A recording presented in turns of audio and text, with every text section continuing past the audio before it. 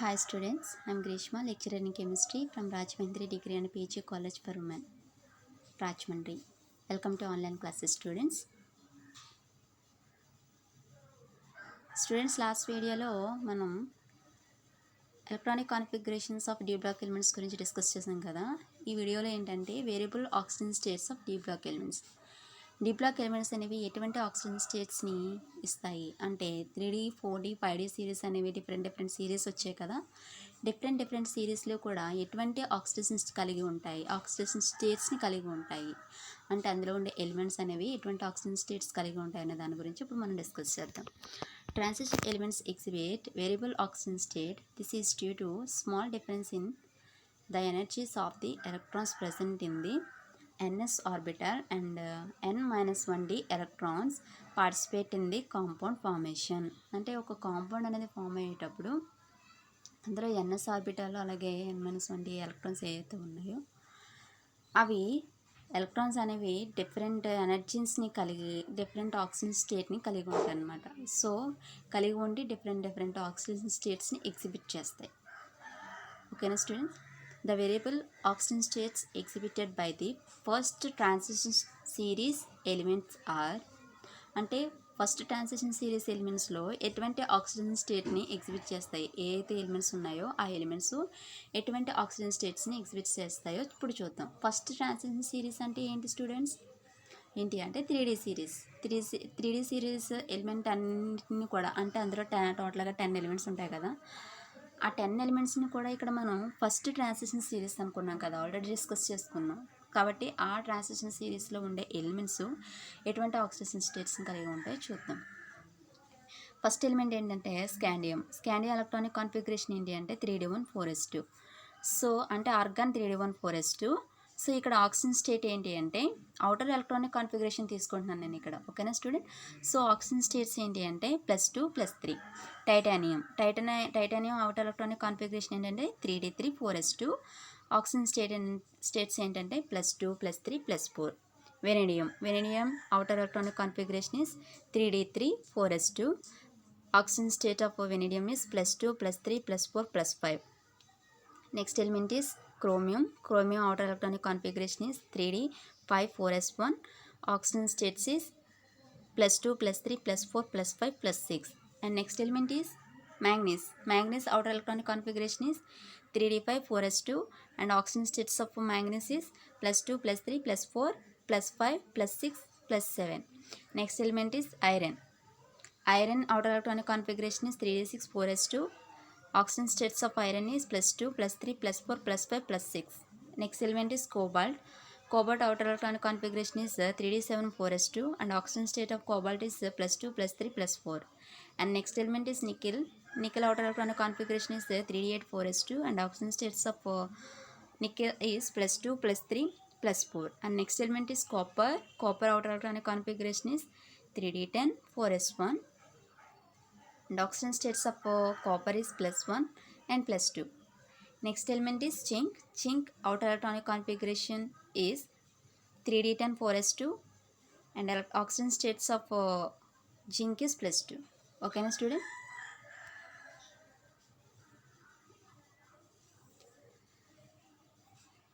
Next is the oxygen states of 4D series, that means second series elements.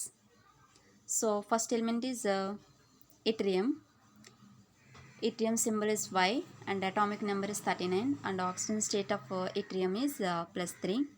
Next element is zirconium symbol is Zr and atomic number of zirconium is 40. Oxygen state of zirconium is +3 +4. Next element is niobium symbol is Nb and atomic number of niobium is 41. Oxygen state of niobium is +2 +3 +4 and +5. And next element is molybdenum. The symbol of molybdenum is Mo and atomic number of molybdenum is 42 and oxygen state of molybdenum is +2 +4 +3 +5 and +6. Next element is technetium symbol is Tc and atomic number of technetium is 43 and oxygen state of technetium is +2 +3 +4 +5 +7. And next element is ruthenium. The symbol of ruthenium is Ru, and atomic number of ruthenium is 44. Oxidation state of ruthenium is +2 +3 +4 +5 +6 +7. Next element is rhodium. Rhodium symbol is Rh, and atomic number of rhodium is 45. Oxidation states of rhodium is +2 +3 +4 +6. Next element is palladium. Palladium symbol is Pd. Atomic number of palladium is 46, and oxidation states of palladium is +2 +3 +4. Next element is silver. Silver symbol is Ag, and atomic number of silver is 47, and oxidation state of silver is +1 +2 +3. And next final element in this series is cadmium. Cadmium symbol is Cd, and atomic number of cadmium is 48, and oxidation state of cadmium is +2. Now we will discuss about oxidation states of 5D series, that means third series. Okay na students? In third series, the first element name is lanthanum, and oxidation state of lanthanum is +3. And next element is hafnium, and oxidation state of hafnium is +3 +4. Next element is tantalum. Tantalum oxidation states are +2 +3 +4 +5. And next element is oleum. Oxidation states of oleum is +2 +3 +4 +5 +6. Tungsten, that means oleum is the Latin name. And next element is rhenium. Oxidation state of rhenium are +1 +2 +4 +5 +7. And next element is osmium. Osmium oxidation states are +2 +3 +4 +6 +8. And next element is iridium. Oxidation states of iridium is +2 +3 +4 +6. Next element is platinum. Oxidation states of platinum is +2 +3 +4 +5 +6. Next element is gold. Oxidation states of gold is +1 +3. And finally mercury. Mercury oxidation states are +1 and +2. Okay na student? From the oxidation states of the transition elements, the following points are observed. So transition ఎలిమెంట్స్ని base చేసుకుని ఈ points ఏవైతే ఉన్నాయో వీటిని మనం observe చేసాం అనమాట. ఏమిటి అంటే all the transition elements exhibits variable oxygen states except first and last elements of each series. So అన్ని ట్రాన్సిషన్ ఎలిమెంట్స్ కూడా డిఫరెంట్ ఆక్సిజన్ స్టేట్స్ అనేవి కలిగి ఉన్నాయి. కంపేర్ చేసుకుంటే ఫస్ట్ లాస్ట్ ట్రాన్సిషన్ సిరీస్తో కంపేర్ చేసుకుంటే డిఫరెంట్ ఆక్సిజన్ స్టేట్స్ అనేవి కలిగి ఉన్నాయన్నమాట, ఎగ్జిబిట్ చేసాయి. In the first transition series manganese shows maximum oxygen state. అయితే ఫస్ట్ ట్రాన్సిషన్ సిరీస్లో ఈ మ్యాంగనీస్ ఏదైతే ఉందో అది మ్యాక్సిమం ఆక్సిజన్ స్టేట్స్ని చూపించింది. అవి ఏంటి అంటే +2 +3 +4 +5 +6 and +7. +7 is the maximum oxidation number. ఓకేనా student? In second and third series RuOS shows +8 oxygen state. అయితే ఇక్కడ రుథేనియం అలాగే ఆస్మియం ఏవైతే ఉన్నాయో ఇవి +8 ఆక్సిజన్ స్టేట్ని ఎగ్జిబిట్ చేసాయి థర్డ్ ట్రాన్సిషన్ సిరీస్లో, థర్డ్ అండ్ సెకండ్ ట్రాన్సిషన్ సిరీస్లో. Many elements exhibit oxygen states which differs from each other by 1 unit. ఇవి డిఫరెంట్గా ఎగ్జిబిట్ చేసినట్టు ఆక్సిజన్ స్టేట్స్ని అవన్నీ కలిపి ఒక యూనిట్ కింద చెప్పబడ్డాయి. In the first transition series, the minimum oxygen state is the number of electrons present in the ns orbital. The maximum oxygen state is the sum of the ns electrons and unpaired electrons present in n-1d orbital. అంటే ఏంటంటే minimum oxygen స్టేట్ని కలిగి ఉన్నది ఏం చెప్తుందంటే number of electrons అనేవి ns ఆర్బిటాల్లో present అయినట్టు. అలాగే maximum oxygen స్టేట్ని కలిగి ఉన్నది ఏం చెప్తుందంటే some of the ns electrons ఏవైతే ఉన్నాయో అవి అన్పేర్డ్ ఎలక్ట్రాన్స్ అయ్యి n-1d ఆర్బిటాల్లో ప్రజెంట్ అయి ఉన్నాయని చెప్తున్నారు. ఓకేనా స్టూడెంట్? సో ఇందులో ఏంటంటే the +2 oxygen state becomes more stable while the +3 oxygen state. Because ఎందుకు అంటే ఇవి ఇందులో +2 ఆక్సిజన్ స్టేట్ని కలిగి ఉన్న ఎలిమెంట్స్ ఏవైతే ఉన్నాయో అవి మోర్ స్టేబుల్, అంటే స్టెబిలిటీని ఎక్కువగా కలిగి ఉన్నట్టు.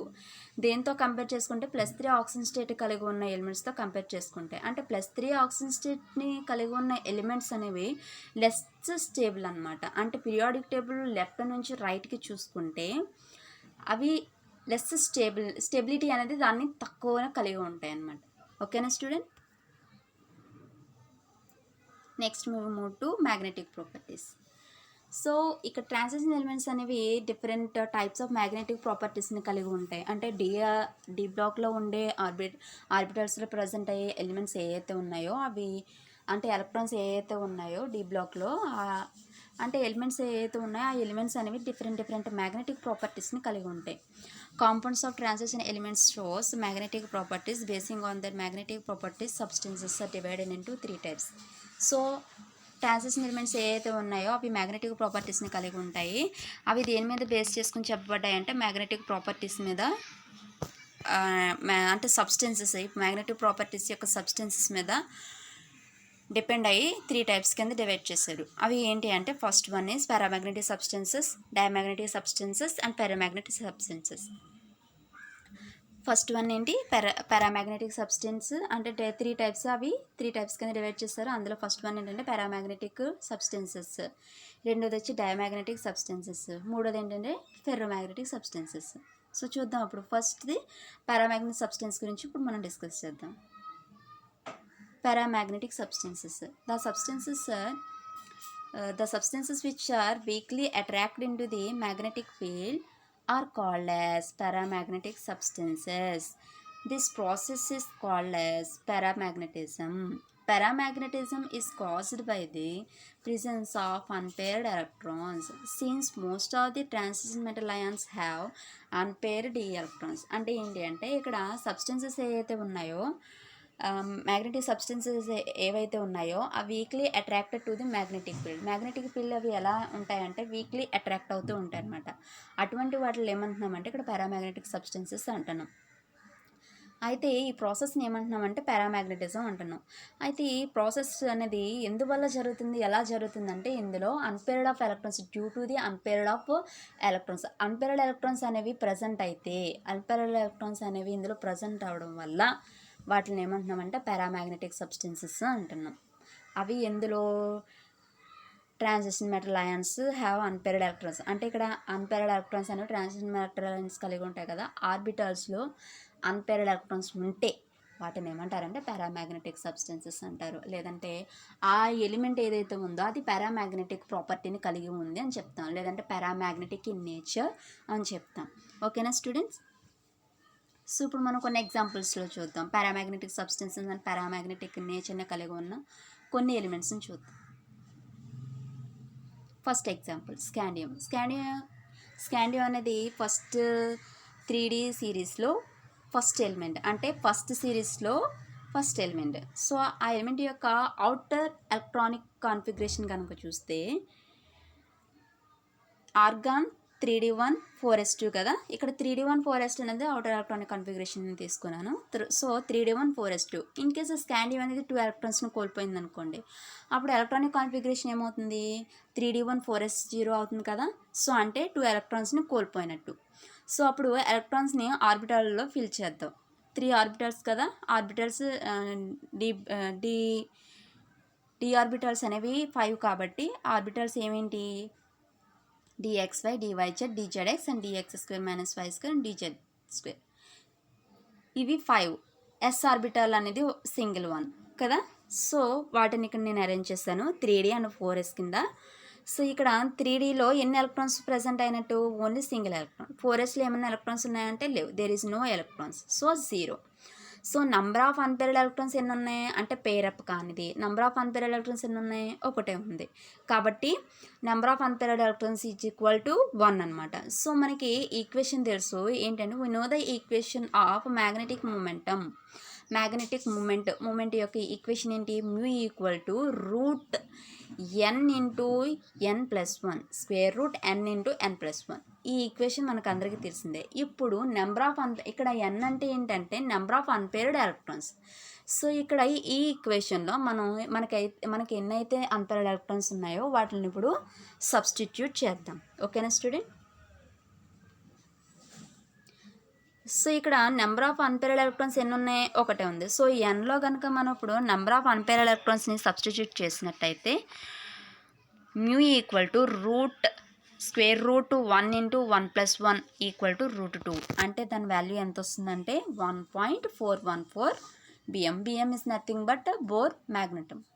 ఓకేనా స్టూడెంట్? సో స్కాండియం అనేది 2 ఎలక్ట్రాన్స్ని కోల్పోయినప్పుడు అవుటర్ మోస్ట్ షెల్ ఇక్కడ చూడండి, scandium plus 2, we remove 2 electrons from the outermost shell and we are left with 1 unpaired electron. 2 electrons ని కోల్పోవడం వల్ల ఓన్లీ 1 ఎలక్ట్రాన్ మాత్రమే కలిగి ఉంది స్కాండియం ప్లస్ 2 అనేది. సో ఒక అన్పేర్డ్ ఎలక్ట్రాన్ కలిగి ఉంది కాబట్టి ఇది పారామాగ్నెటిక్ ఇన్ నేచర్. అంటే ఈ స్కాండియం అనే ఎలిమెంట్ స్కాండియం ప్లస్ 2 ఎలిమెంట్ కింద మారి అంటే 2 ఎలక్ట్రాన్స్ని కోల్పోయిన తర్వాత స్కాండియం ప్లస్ 2 అనేది పారామాగ్నెటిక్ ప్రాపర్టీని కలిగి ఉన్నది బికాస్ ఆఫ్ అన్పేర్డ్ ఎలక్ట్రాన్స్. ఓకేనా student? Next example titanium outer electronic configuration తీసుకుంటే 3d2 4s2. సో టైటానియం 2 ఎలక్ట్రాన్స్ని కోల్పోతే 3d2 4s0. 2 ఎలక్ట్రాన్స్ కూడా 3d ఆర్బిటల్స్లో ఫిల్ చేసేస్తే 4s అనేది 0 అవుతుంది. Number of unpaired electrons is equal to 2. We substitute in magnetic moment equation mu equal to √2 into 2+1. Finally we get √6. That means the √6 value is 2.449 bm. bm is nothing but a Bohr magnetism. So ఇక్కడ titanium అనేది 2 ఎలక్ట్రాన్స్ని కోల్పోయినప్పుడు 2 unpaired ఎలక్ట్రాన్స్ని కలిగి ఉంది కాబట్టి unpaired electrons అనేవి 2 ఉన్నాయి కాబట్టి ఇది కూడా paramagnetic in nature or paramagnetic ప్రాపర్టీని కలిగి ఉన్నట్టు because of 2 unpaired electrons. Okay student? Next example చూద్దాం. Vanadium outer electronic configuration is 3d3 4s2. So vanadium lost 2 electrons. So s orbital లో 0 electrons. So 3d3 4s 0. So 3 ఎలక్ట్రాన్స్ని కూడా 3d ఆర్బిటల్లో fill చేశాను. ఇక్కడ s ఆర్బిటల్లో 0. So ఫైనల్గా number of unpaired electrons ఎన్ని ఉన్నాయంటే which is equal to 3. So ఇప్పుడు ఈ 3ని కూడా మనం మ్యాగ్నెటిక్ మూమెంట్ ఈక్వేషన్లో సబ్స్టిట్యూట్ చేద్దాం. Equal to √3 into 3+1 equal to √12. ఫైనల్గా 3.464 బిఎం. అంటే BM is nothing but Bohr magneton. So vanadium plus 2 అనేది 3 అన్పేర్డ్ ఎలక్ట్రాన్స్ని కలిగి ఉన్నది కాబట్టి this is also paramagnetic in nature or paramagnetic ప్రాపర్టీని కలిగి ఉన్నట్టు. ఓకేనా student? Next example chromium outer electronic configuration is 3d5 4s1 and chromium 2+. that means chromium lost 2 electrons.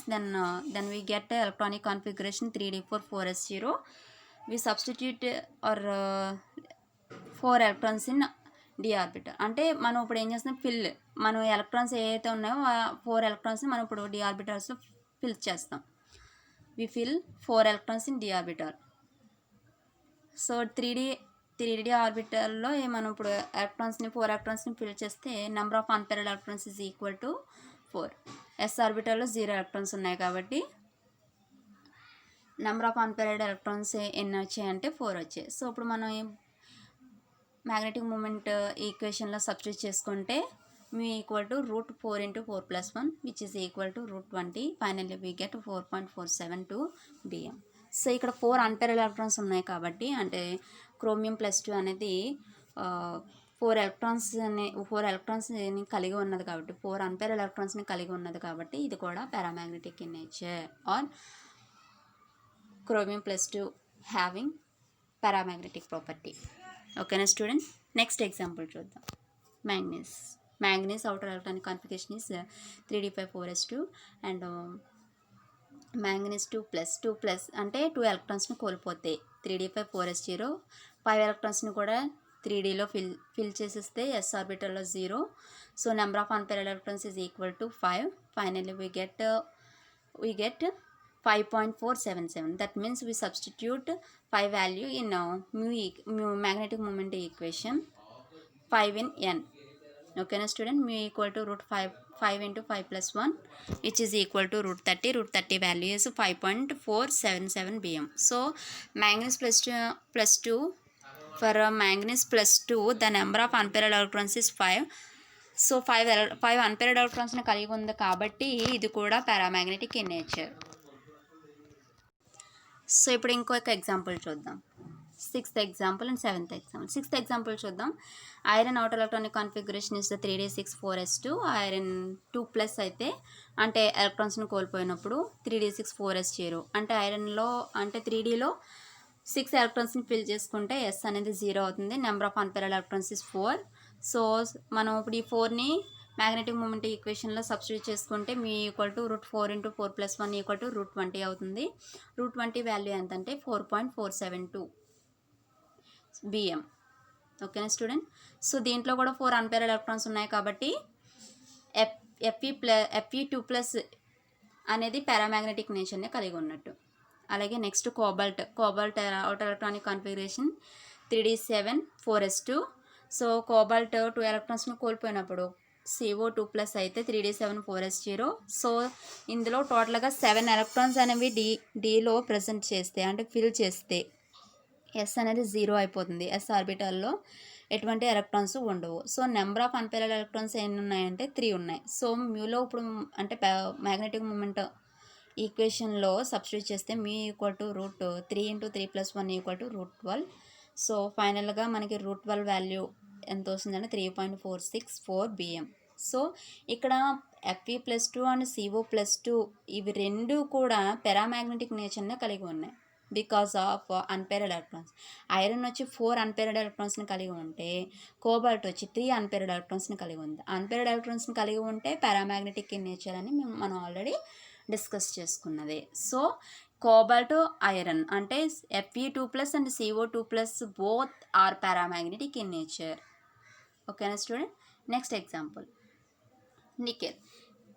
Nickel outer electronic configuration is 3d8 4s2 and nickel 2+ 2 electrons nickel కోల్పోయినప్పుడు 3d8 4s0 అంటే 8 ఎలక్ట్రాన్స్ని మనం d ఆర్బిటాల్లో fill చేస్తాం. s is 0. So number of unpaired electrons is equal to 2. అన్పేర్డ్ electrons 2 ఉన్నాయి. So ఇవి ఇప్పుడు ఈ 2ని కూడా బోర్ మ్యాగ్నెటిక్ మూమెంట్ ఈక్వేషన్లో సబ్స్టిట్యూట్ చేసుకుంటే mu equal to root 2 into 2 + 1 equal to root 6. So ఫైనల్గా రూట్ 6 వాల్యూ ఇస్ 2.44 pm. సో నికెల్ అనేది కూడా పారామాగ్నెటిక్ నేచర్నే కలిగి ఉంది బికాస్ ఆఫ్ 2 అన్పేర్డ్ ఎలక్ట్రాన్స్. ఓకేనా స్టూడెంట్. సో ఫైనల్గా మనం స్కాండియం +2 టైటానియం +2 అలాగే vanadium +2 Cr chromium +2 manganese +2 iron +2 cobalt +2 and nickel +2. These are all having paramagnetic in nature because of unpaired electrons. Okay na student.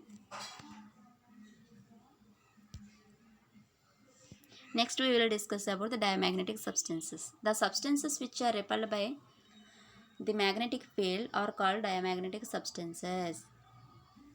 Diamagnetism is caused by the absence of unpaired electrons.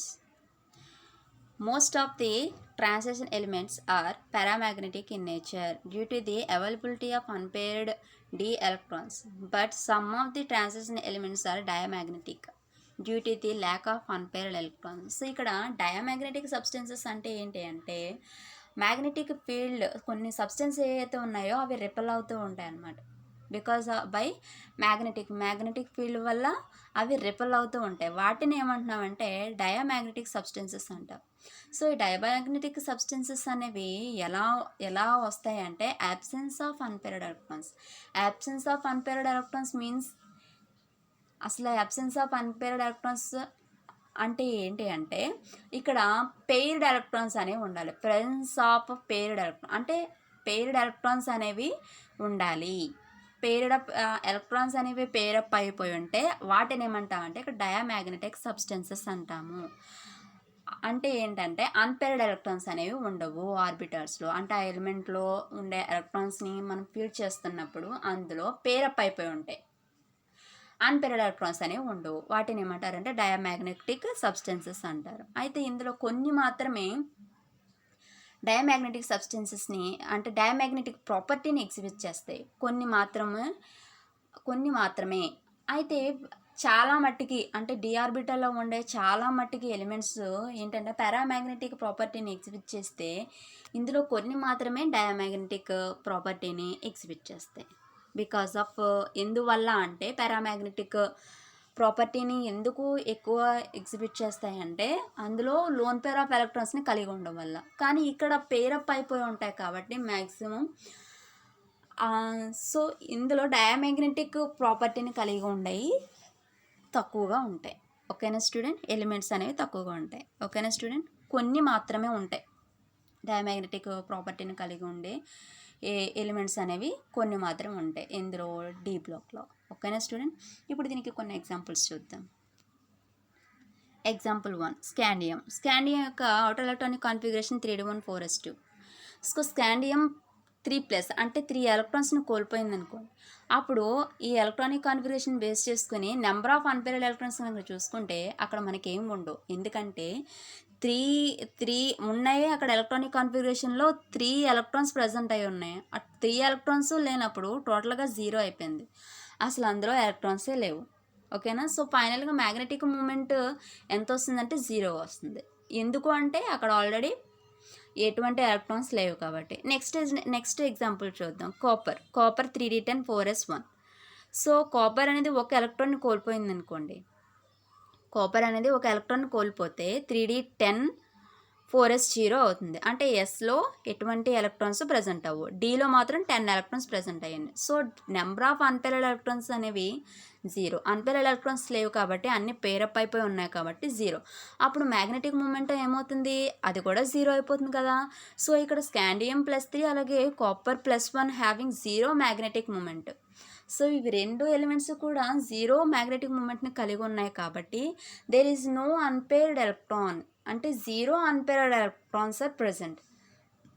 అంటే అక్కడ ఎటువంటి unpaired electrons కూడా present అవ్వలేదు. కాబట్టి ఇందులో present అవ్వలేదు అంటే అక్కడ ఖచ్చితంగా ఎలక్ట్రాన్స్ ఉన్నాయి కానీ అవి పేరప్ అయిపోయాయి. ఇందులో కాపర్లో సో అవి పేరప్ అయిపోయాయి. కాబట్టి ఇలాగా అంటే ఎలక్ట్రాన్స్ అనేవి పేరప్ అయిపోవడాన్ని ఏమంటామంటే డయామాగ్నెటిక్ పేరప్ అయిపోయి సబ్స్టెన్స్ని డయామాగ్నెటిక్ సబ్స్టెన్సెస్ అంటారు. పేరప్ అయిన ఈ ఎలిమెంట్ డయామాగ్నెటిక్ ఇన్ నేచర్ అంటారు. ఓకేనా స్టూడెంట్? ఇంకొక ఎగ్జాంపుల్ చూద్దాం. Zinc 3d10 4s2. 3d10 outer electronic configuration of zinc is 3d10 zinc 2 ఎలక్ట్రాన్స్ని కోల్పోతే 3d10 సేమ్ ఇది కూడా అంతే. ఇందాక మనం డిస్కస్ చేసుకున్నాం కదా స్కాండియం +3 Cu+1 ఎలాగో ఇది కూడా జింక్ కూడా నెంబర్ ఆఫ్ అన్పేర్డ్ ఎలక్ట్రాన్స్ అనేవి అందులో 0. సో మ్యాగ్నెటిక్ మూమెంట్ కూడా 0 అయిపోతుంది. సో ఫైనల్గా 0 మ్యాగ్నెటిక్ మూమెంటం కలిగి ఉంటే 0 అక్కడ అన్పేర్డ్ ఎలక్ట్రాన్స్ అనేవి 0 కాబట్టి అక్కడ పేరప్ అయిపోయాయి కాబట్టి ఇది డయామాగ్నెటిక్ ఇన్ నేచర్. డయామాగ్నెటిక్ ప్రాపర్టీని జింక్ అనేది zinc having diamagnetic property. Zinc అనేది డయామాగ్నెటిక్ ప్రాపర్టీని కలిగి ఉన్నట్టు. సో స్కాండియం +3 కాపర్ +1 అలాగే జింక్ +2 ఈ మూడు కూడా ఏంటంటే డయామాగ్నెటిక్ ఇన్ నేచర్. ఇంకొక example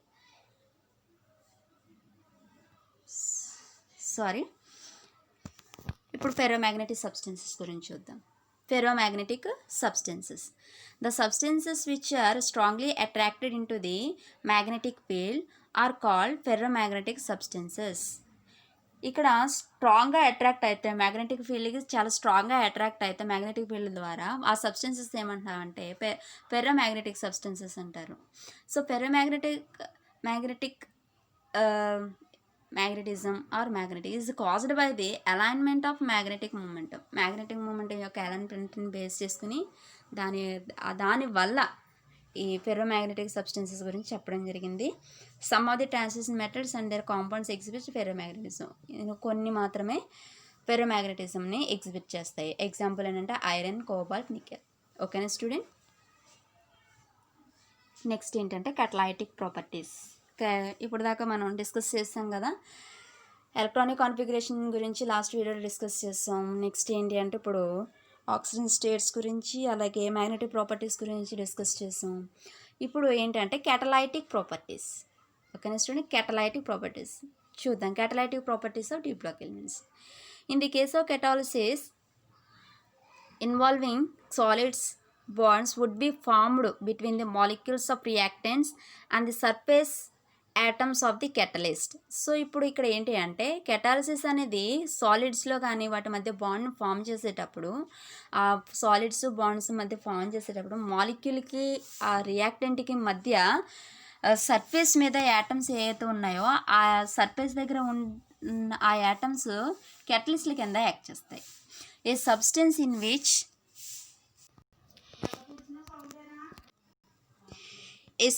in which can faster or slow down the rate of reaction without undergoing any chemical change permanently. ఒక సబ్స్టెన్స్ అనేది రియాక్షన్ ఫామ్ చేస్తున్నప్పుడు అది స్లో అవ్వడం లేకపోతే స్పీడ్గా అయిపోవడం అనేది జరుగుతూ ఉంటుంది కదా. సో అది ఎందువల్ల అంటే the rate of the reaction undergoing any chemical change permanently. అక్కడ రేట్ ఆఫ్ ది రియాక్షన్ అనేది లేకపోవడం వల్ల అది లేకుండా జరిగిపోతుందన్నమాట ఆ రియాక్షన్ అనేది. సో దాన్ని ఇక్కడ ఏం చేస్తుంది, కెటలిస్ట్ అనేది యూజ్ చేయడం వల్ల ఏంటి అంటే ఆ రియాక్షన్ అనేది స్లోగా జరగడమా లేకపోతే ఫాస్ట్గా స్లోగా జరిగేదాన్ని ఫాస్ట్గా, లేదంటే ఫాస్ట్గా జరిగేదాన్ని కొంచెం స్లో చేయడం అనేది ఈ కెటలిస్ట్ని యూజ్ చేసి చేస్తారు. ఓకేనా student, in D block the elements are acts as a good catalytic agents. D బ్లాక్లో ఉండే ఎలిమెంట్స్ అన్నీ కూడా గుడ్ క్యాటలైటిక్ ఏజెంట్స్ కింద యాక్ట్ చేస్తాయి. The 3D series electrons of the first series are used in bonding in addition to 4s electrons. 4s electrons అనేవి form చేయడానికి, వాటి మధ్య బాండ్ అనేది ఫామ్ అవడానికి 3D సిరీస్లో ఉండే ఎలక్ట్రాన్స్ అంటే ఫస్ట్ సిరీస్లో ఉండే ఎలక్ట్రాన్స్ ఏవైతే ఉన్నాయో బాండ్కి ఉపయోగపడతాయి.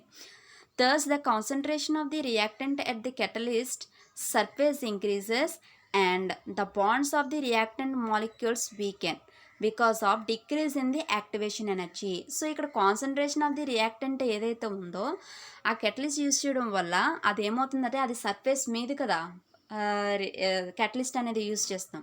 సో అలాగే యూజ్ చేసినప్పుడు అది ఏం జరుగుతుందంటే ఇంక్రీజ్ అవుతుంది, దాని యొక్క కాన్సన్ట్రేషన్ అనేది ఇంక్రీజ్ అవుతుంది.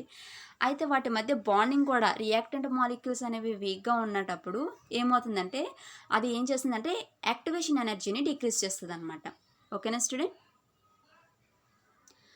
The reaction takes place between the reactant molecules at lower activation energy. Reaction అనేది రియాక్టెంట్ మాలిక్యూల్స్ దగ్గర ఎక్కడ అనేది తీసుకుంటాం అంటే లోయర్ యాక్టివేషన్ ఎనర్జీ దగ్గర. ఓకేనా student, when the reaction is complete, ఎప్పుడైతే రియాక్షన్ కంప్లీట్ అయిందో ద ప్రొడక్ట్స్ ఆర్ డిజాల్వ్డ్, అప్పుడు ఇమీడియట్లీ ప్రొడక్ట్స్ అనేవి ఏమవుతాయంటే వేటికి అవి సెపరేట్ అయిపోతాయి from the surface of the catalyst. Catalyst ఎక్కడైతే యాక్ట్ చేస్తుందని చెప్పాను, సర్ఫేస్ మీద యాక్ట్ చేస్తుంది అన్నాను కదా, ఆ సర్ఫేస్ నుంచి ఏవైతే వచ్చే ప్రొడక్ట్స్ ఏవైతే వచ్చాయో అవి డిజాల్వ్ అయిపోయి వాటికంటూ సెపరేట్గా స్పేస్ని సెపరేట్ స్పేస్లో ఉండిపోతాయి అన్నమాట.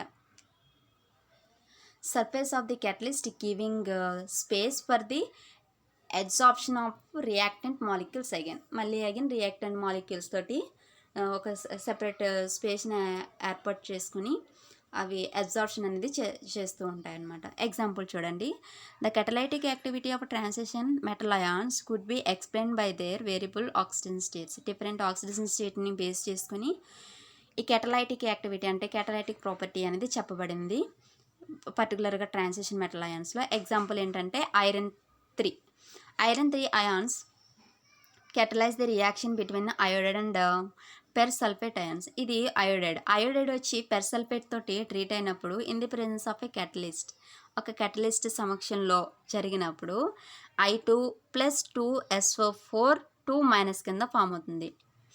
The possible explanation for the above catalytic reaction may be, అంటే ఈ కెటలిస్ట్ ఇక్కడ ఐరన్ అనేది కెటలిస్ట్ కింద యాక్ట్ చేస్తుంది కదా, ఈ కెటలిస్ట్ అనేది యాక్ట్ చేసేటప్పుడు ఈ ఫాలోయింగ్ రియాక్షన్స్ అనేవి జరుగుతాయి అన్నమాట. ఏంటంటే 2Fe3+ 2I- ఈస్టేజ్ to 2Fe2+ I2 కింద సెపరేట్ అయిపోతుంది. అలాగే 2Fe2+ S2O8 2- ఈస్టేజ్ to 2Fe3+ 2SO4 2-. అంటే ఇక్కడ ఏంటంటే ఐరన్ మనం కెటలిస్ట్ కింద యూస్ చేస్తున్నాం. ఫస్ట్ రియాక్టెంట్స్ ఏ అయితే మనం తీసుకుంటున్నామో రియాక్టెంట్స్ అనేవి ఎలా అయితే యాక్ట్ చేసాయో అవి ఎప్పుడైతే మనం కెటలిస్ట్ యూస్ చేసామో ఆ కెటలిస్ట్ యూస్ చేయడం వల్ల ఏంటంటే వాటి యొక్క కాన్సన్ట్రేషన్ ఇంక్రీజ్ అయ్యి యాక్టివేషన్ ఎనర్జీ ఏమవుతుందంటే డిక్రీజ్ అవుతుంది. సో ఇక్కడ ఇదే మనం అబ్జర్వ్ చేస్తాం. Both the reactions have been known to take place and it has been expected that 2 reactions between the ions of opposite charge would be faster than the reaction between ions of the same charge. So ఈ reaction అనేది ఫాస్ట్గా జరిగింది. ఎందువల్ల అంటే ఇక్కడ catalyst అనేది use చేయడం వల్ల. ఇన్ కేస్ మనం క్యాటలిస్ట్ యూస్ చేయకపోతే ఖచ్చితంగా ద రియాక్షన్ అనేది చాలా స్లోగా జరిగేది అనమాట. ఓకేనా స్టూడెంట్? Thank you.